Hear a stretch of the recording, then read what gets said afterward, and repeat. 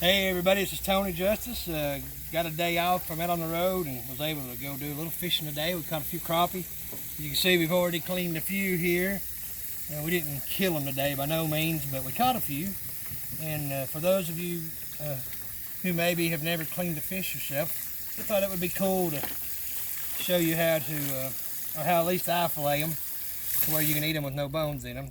You can scale them, cut the head off, take the guts out, and cook them with the bone and then pull the meat off the bone as you eat. I like to get the bone out. So the first thing you want to do is cut down the back and stay, bring the over here this way. When you cut down the back, you want to stay as close to the skeleton as possible, which goes all the way down the fish just like our spine does. You want to start at the top.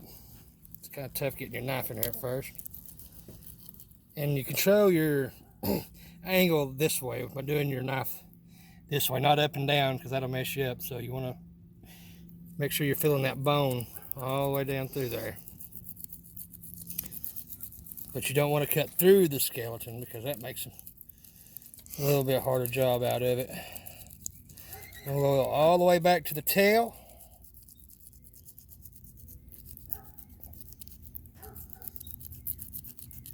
Alright, then we're going to take your thumb right here and pull that skin up. Hold your knife at an angle. You want to hear that skeleton. You know you're getting all the way down. Hear that skeleton all the way down? Alright.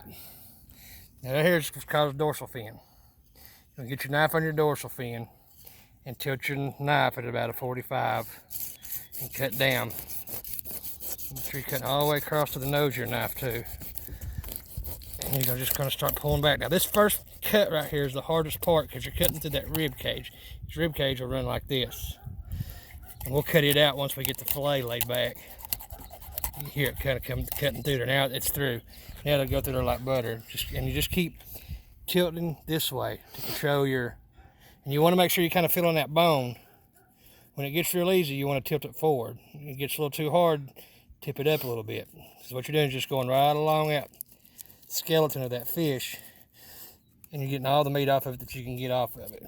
And you'll take your knife right here. You'll notice at springtime, these fish will have eggs in them. These are, you can tell they're not mature yet. They're real soft still. But anyway, these fish will, when they lay eggs, they will produce hundreds of offspring. And they spawn, I think, once a year. But this skin's really tough. It's like leather.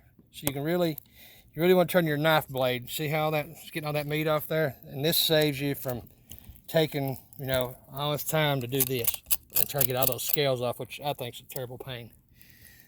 So it's really tough. You can really angle your knife toward it and get all that meat off there.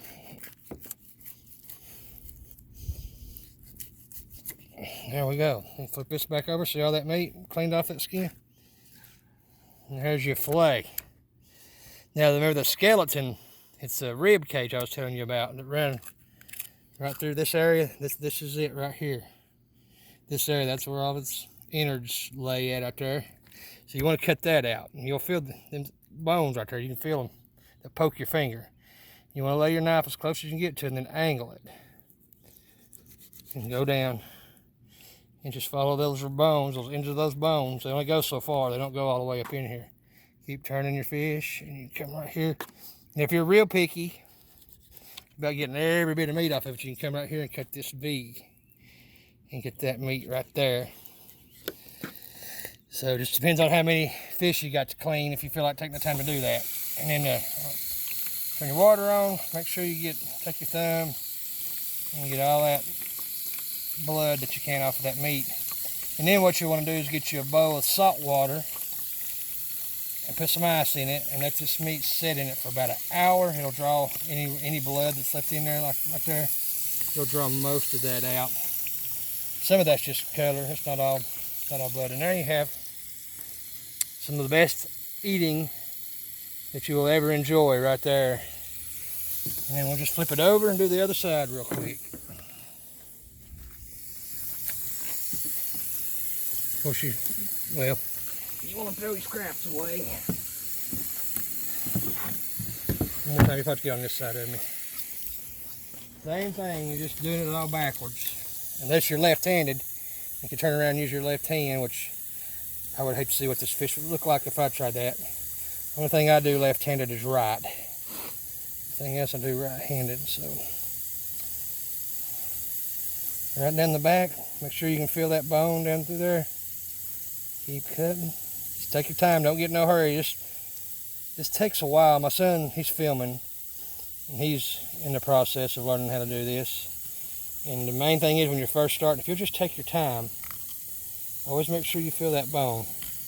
Hear that bone? Listen. You can't cut through it hardly. That way you're getting all that meat just as close as you can shaved off that bone. Once again, go into the dorsal fin, angle your blade now this way and this way. There's real hard bone right there actually. There's a happy medium between getting that meat and getting in that bone right behind that gill plate. Make our cut. Once again, make sure that cuts all the way. I don't know why it's not wanting to cut through there, but what's the deal? That's a tough piece of skin right there. Never experienced that before. Anyway, angle your knife. You don't want to cut through the skeleton. Like I said, this first part's a hard cut. You're going through that rib. Yeah, once you get through it, it'll get like butter. It'll get real easy.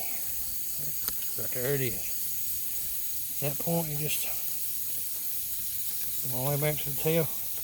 One thing you don't want to do is accidentally cut out. You cut out, that is hard to get that meat off that skin because you ain't got nothing to help hold it. Excuse me. Now I'm going to take the meat off. Meat off the skin. Meat.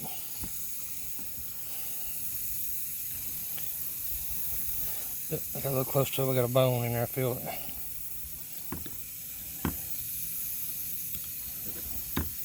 And what's great about having a bunch of fish like this, like we really didn't catch enough today to cook a meal unless you know you're single or something, or two of you. We have a big family. So what's great about these fish is you can take and once you soak them in the salt water for about an hour with ice, you can take and put these in Ziploc baggies, these fillets, and throw them in the freezer, and you let them stay in there for 2 or 3 years. It don't matter. They'll be ready to eat. And with groceries being the way they are these days, this may not be a bad idea. If you got a pond around you with some bluegill in it or bass, hopefully this will help you get some meat on the table. Take care. We'll see you on the big road. And as always, speed safe.